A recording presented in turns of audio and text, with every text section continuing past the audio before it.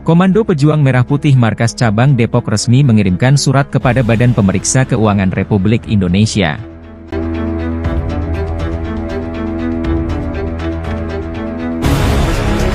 Surat yang dilayangkan oleh KPMP Kota Depok itu berkaitan dengan adanya dugaan penyalahgunaan penganggaran belanja modal pelaksanaan pembangunan RSUD Wilayah Timur Kota Depok tahun anggaran 2020 dan 2021. Pada Senin 10 April 2023 di wilayah Cimanggis, Depok, Jawa Barat, kepada Cybernews Ketua Tim Analisa KPMP Kota Depok, Murtada Sinuraya menyampaikan bahwa berdasarkan data laporan pertanggungjawaban pelaksanaan APBD tahun 2020 dan 2021 menduga adanya kelebihan bayar yang ditaksir senilai 15,4 miliar rupiah pada pembangunan RSUD Kota Depok yang memakai anggaran tahun 2020 dan 2021.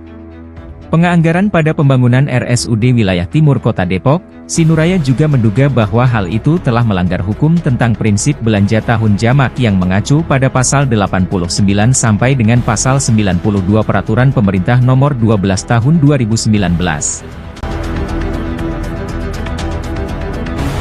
Kami lanjutin saudara sekalian, hasil konferensi pers pada tanggal 20 yang lalu, bulan yang lalu, bahwasanya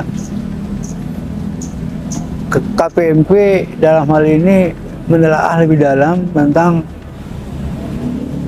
hasil evaluasi ya LPG dan LHP, maka akan diteruskan kepada BPK RI untuk meminta audit tujuan tertentu, mengingat LPG maupun LHP ada temuan-temuan antara lain sebagaimana diketahui temuan-temuan tersebut pembangunan rumah sakit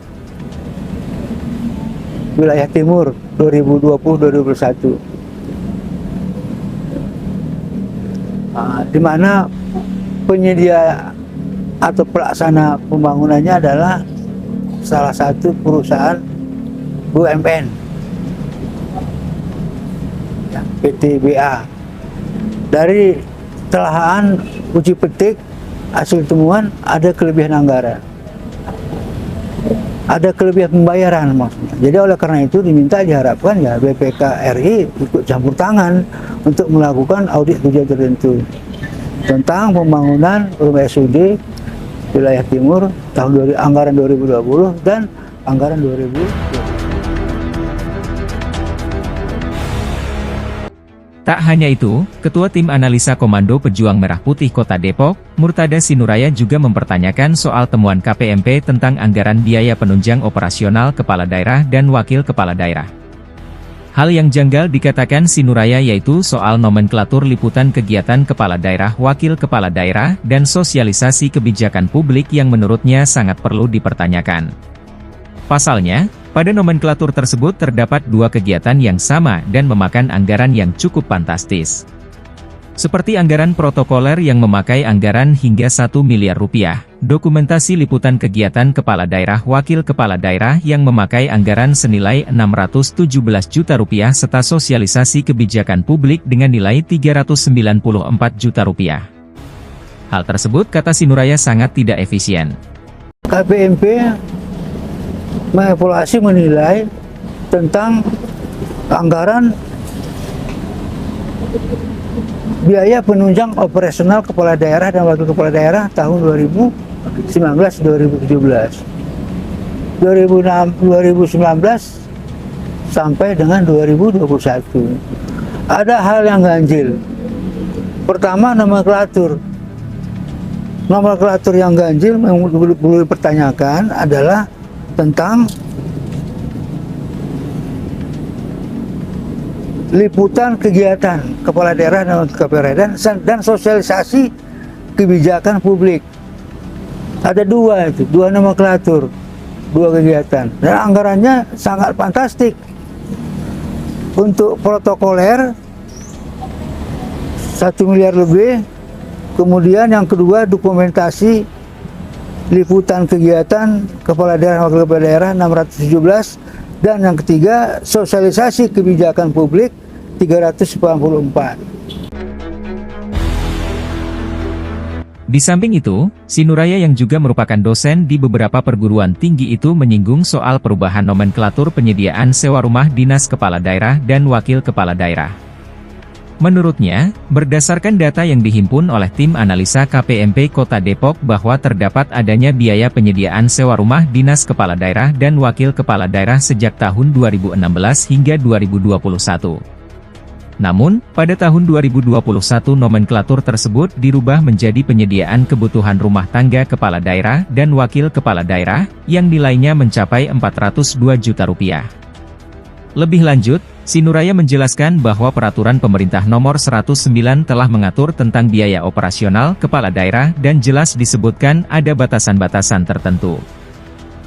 Rumah sewa itu terdaftar di data kita KPMP adalah sejak mulai tahun 2016, 2017, 2018, 2019, 2020. 2021 bukan sewa rumah, dirubah menjadi sewa rumah menjadi nomenklaturnya adalah penyediaan kebutuhan rumah tangga kepala daerah dan wakil kepala daerah. Itu 402 juta. Dan wakilnya juga 402 juta lebih.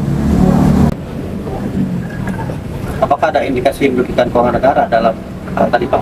Berarti penyalahgunaan uang negara, terutama untuk biaya operasional kepala daerah wakil kepala daerah ini perlu harus diaudit. Seperti masa rumah disewa, pembayaran sewa rumah siapa itu? Milik siapa? Kepada siapa membayar uang sewanya? Kan itu perlu diaudit. Itu ada yang mengatur PP 16,